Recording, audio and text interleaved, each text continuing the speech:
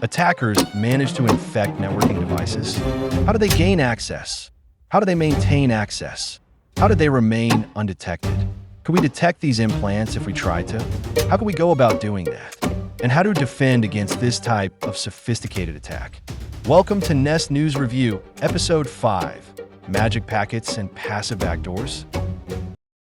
One of the most interesting techniques that attackers use to maintain persistent access to a target network is through malware that provides a way into the network, and which listens for a specific combination or specific key in order to grant access. That way into the network is commonly called a passive backdoor, and that specific key is called a magic packet. Imagine it's 15 years ago, and many medium and large-sized companies still have their own private phone systems. Those used to be called a private branch exchange, or PBX for short. Now imagine that an attacker is trying to gain broader access into the telephony network of a medium-sized company, and he has determined, after some initial investigative work, that the PBX connects via a serial to USB connection to an admin laptop. He has prepared a simple circuit or microcontroller unit that he has managed to connect to either the lobby switchboard or to a line card in the PBX unit that monitors incoming calls, and when he calls a specific unlisted but publicly available number, followed by a sequence of numbers and keys, for example, 1234 ##, the relay in the attacker circuit, switches the caller into the PBX maintenance trunk, where he has access to all call information traversing the PBX. Or better yet, the microcontroller listens for specific telephony commands, like +++ to enter at command mode, and if the keys or characters entered match what it expects, it then flips a relay that bridges this trunk onto the PBX's serial maintenance port. If the laptop that the serial connection connects to is also connected to the internal network, then the attacker has been able to establish a persistent and reliable method of getting back into the organization's network from the outside, simply by dialing a phone number and entering a specific sequence of keys. Now let's come back to the present day. Instead of PBX's medium and large-sized organizations now have networking equipment that is deployed to the edge of their network, meaning to the boundary between their internal network and the internet. These devices can be firewalls, or routers, or email security devices, or even VPN gateways and remote access devices. Since these devices are accessible from the internet, anybody, anywhere in the world, can try to connect to them, but only those with the correct access are typically able to get in.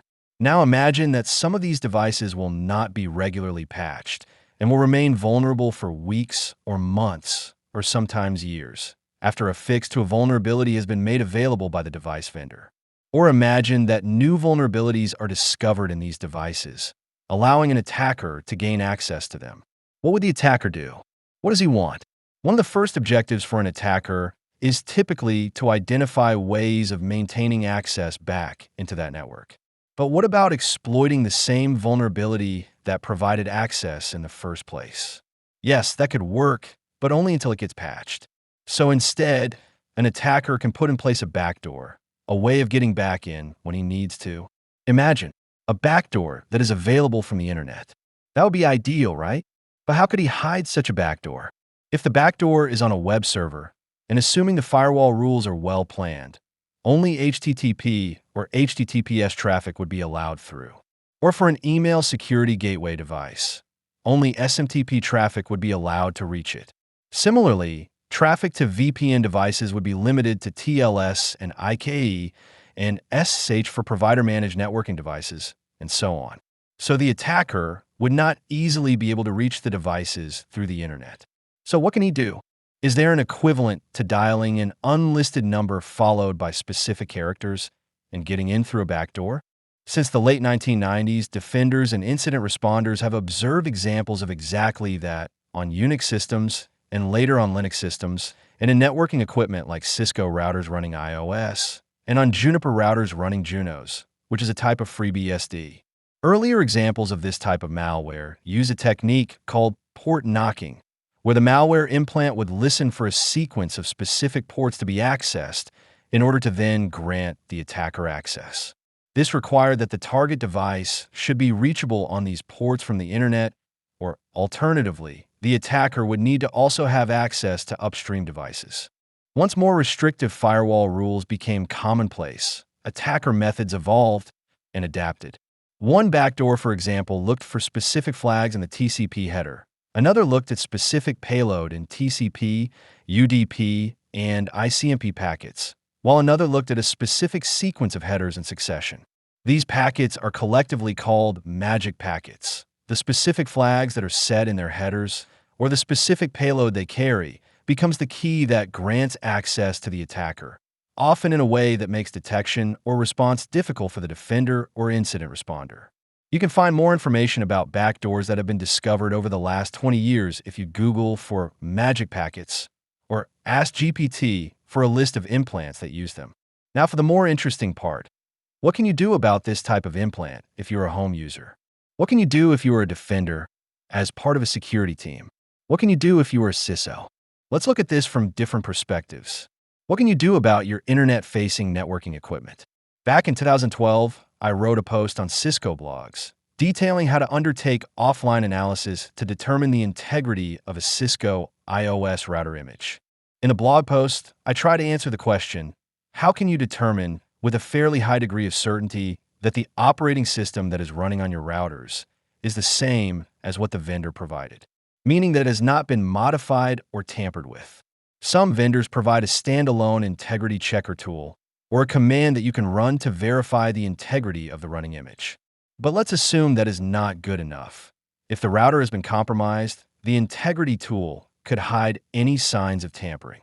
To cut a long story short, the way you could do this is to generate a core dump on the router you want to analyze, export the core dump for offline analysis, then run a cryptographic hash function on the text segment of the core file, and see if it matches the cryptographic hash of the text segment of a core dump taken from a router running a known good image, that is, a router running in an environment that you control.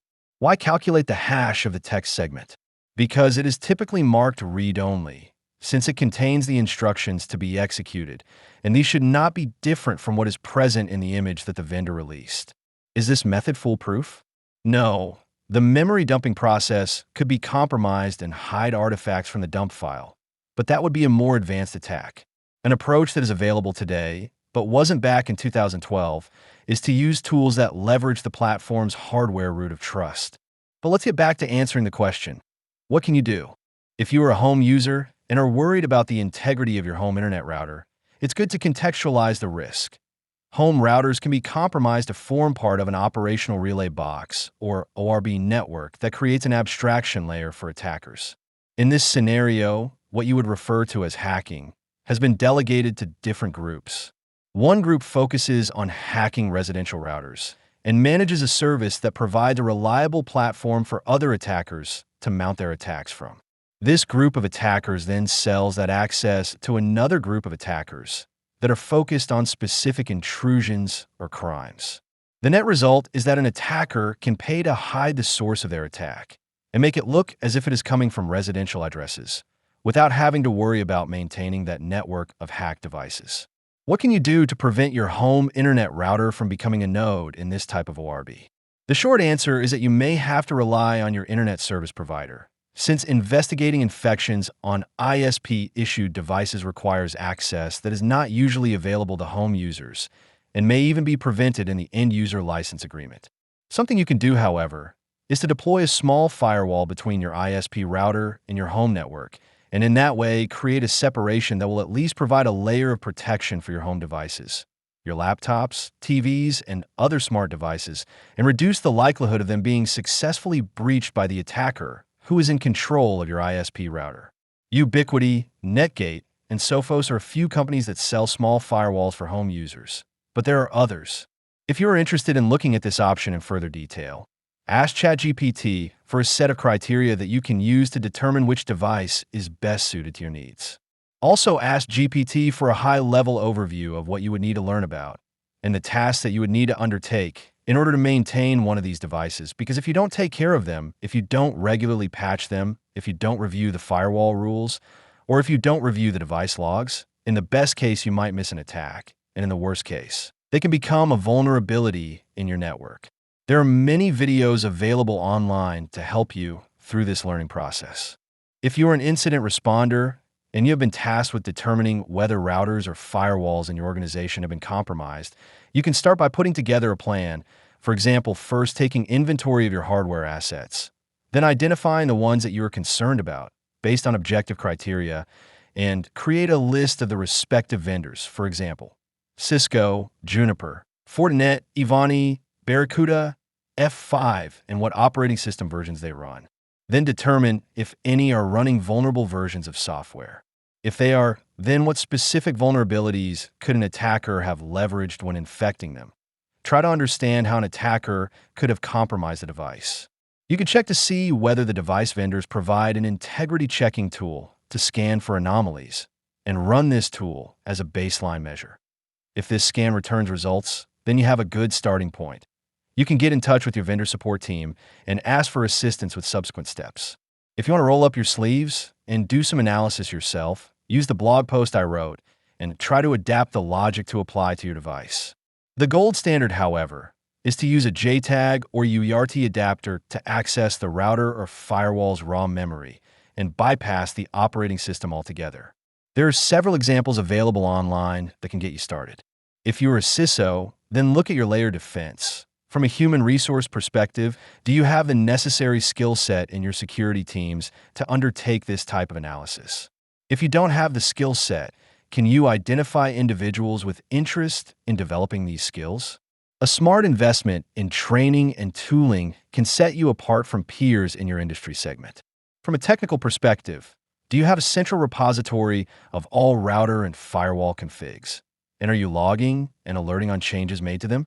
Meaning that if an attacker were to tamper with a networking device, install a modified image, make changes to its configuration, or disable integrity verification, do you have a means of detecting these changes? Aside from that, do you have a layered, out-of-band network tap infrastructure to provide visibility into network traffic to and from your critical assets and sensitive workloads? If you don't have one yet, it may be a good idea to cost out a Gigamon or Keysight deployment. Depending on your budget, you may need to start with span ports, sometimes called mirror ports, on switches in your infrastructure. Depending on your network architecture, you can mirror ports on a few switches and gain an initial level of visibility. There are caveats to keep in mind when using span ports, however. One is that you need to calculate the capacity correctly to be sure that the destination port has enough capacity for all the traffic that is being mirrored to it in order not to drop frames. Otherwise, you will have incomplete visibility. Another caveat is that the switches that you will use for mirroring need to support span capability for more than just troubleshooting purposes. A switch, for example, may be able to easily support hours of mirroring to capture traffic, but may not be able to support days or months, much less round-the-clock operation. I remember configuring span sessions on a carrier-grade core switch many years ago, and after some time, the switch crashed and impacted operations. Looking into it further, I found that there was a limitation regarding the number of span sessions that could be configured concurrently and how long they could run for. And that is also another caveat. Your switches will have a limit to the number of span sessions you can configure, meaning that they're a valuable and limited resource that the networking team will also rely on. If you're going to use span sessions for security monitoring, you'll need to plan to leave capacity for troubleshooting that colleagues in the networking team will need to leverage in an emergency. Of course, mirroring traffic, be it using span ports or taps, is one step. The next and equally important step is storing and analyzing this traffic. Storage requirements will depend on how much historical retention you want to have, but as you can imagine, the cost will add up quickly. For analysis, look at vendors like Corelight, Nozomi, and Armis, or in the open source space. You can get started with Zeek, Archime, and Suricata, depending on your needs. As always, plan to meet with several vendors, understand their offering, and determine which is a right fit for your organization. Then the safest is to run a proof of concept deployment, during which time you can both see the type of insight and alerts that you can expect from the product, as well as to determine whether your team is able to make use of the tool or if there are resourcing or capability development gaps you need to address internally in order to most effectively make use of the new functionality that the tool offers. That's it. That was episode 5.